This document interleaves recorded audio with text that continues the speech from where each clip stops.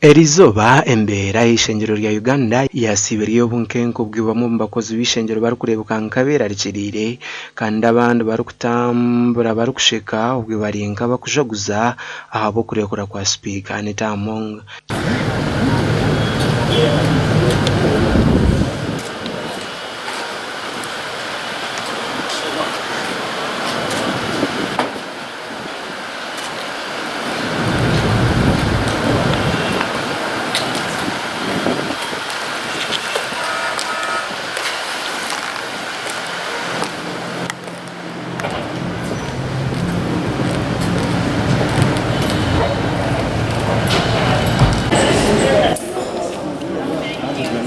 Nabwanyuma habaho kutandika kureta entebe nsya eza office akamanyisa karukore ko kwetebekaniza kwakira Speaker omusya twagamba n'abamwe mu bany'ishengyero abarimu Honorable Audrey Arion or MP wa Aringa South hamwe na Honorable Alex Brandon Kintu or MP wa Kagonna North abatuhamiza ngo nibenda bakuru mu Parliament ya Uganda okutandikira Crack Adolf Mwesije ba director wa finance nabo kucondozubwa ahanshongezo kuteekateeka okukora burubwenguzi. Tubadde n'okusoomozebwa kw'amaanyi nnyo ngana mwe mbadde mukira abantu tubaddewo n'ensonga y'obulyake obukenuzi n'obulabayi.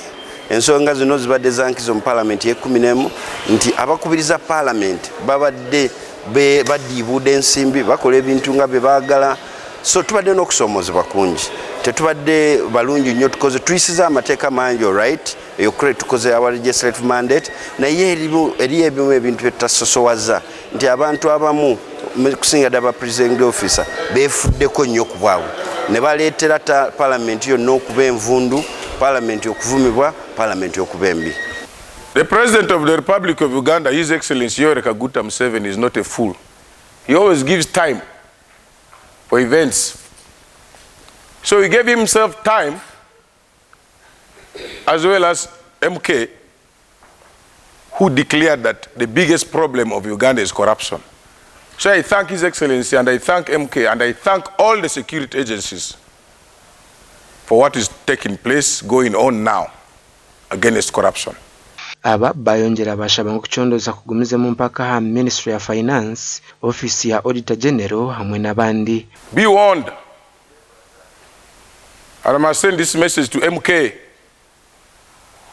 that the next move should be and is going to be Ministry of Finance from this week.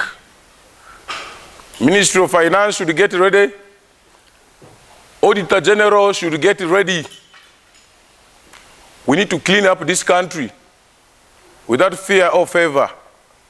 We need to be corruption-free country as Uganda. Back to Parliament. My message goes to MK. We need to clean up this Parliament. The 12th Parliament should be a different Parliament for this country. We want the clerk to Parliament to be checked, to be investigated, none other than Adolf. We're also calling for the office of Director Finance of Parliament, who has been the only coordinator of Anita Among in the entire system. Director Finance, Mr. Onobwa of Parliament office must be checked.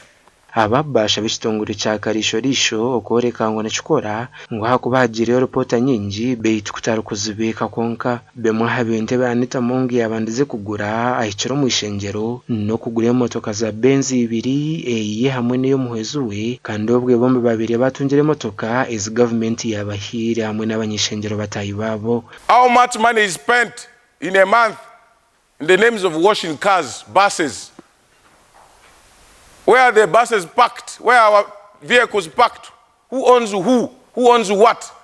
Tewabaddewo bulungi bwakoleddwa, wabaddewo vulugu, bulyake, bukenuzi na impunity ku babaka ba Parliament. Kakali ng'ate omuntu oyo bw'omwongera Parliament eno babadde bagenda gikumako muliro. Gasha kwa Jimmy Muhumuza.